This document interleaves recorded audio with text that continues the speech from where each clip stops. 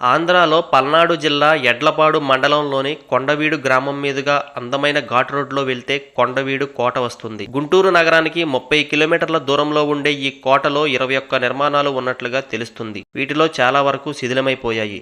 కోటకు వెళ్లేందుకు రెండు వైపుల నుంచి నేలమెట్లు ఉన్నాయి. పల్నాడు అనగానే అందరికీ గుర్తు వచ్చేది రాజులు, వారి పోరాటాలు. రెడ్డి రాజులు పాలించిన ఈ కోట 14వ శతాబ్దంలో ఎత్తైన కొండలపైన పూర్తి రక్షణతో నిర్మించారు. కొండ మీద చారిత్రక ఆనవాళ్లుగా నిలిచిన అనేక కట్టడాలు, కోట బురుజులు, ధాన్యాగారాలు, దేవాలయాలు, మసీదు వంటి చారిత్రక సంపద ఉంది. రెడ్డి రాజులు కొండవీడు కోటని రాజధానిగా చేసుకుని సామాన్య శకం 1325 నుంచి 1425 వరకు పరిపాలన సాగించారు. సుమారు 2000 సంవత్సరాల క్రితమే అక్కడ బౌద్ధ నాగరికత ఉందన్న వాదనలు కూడా ఉన్నాయి.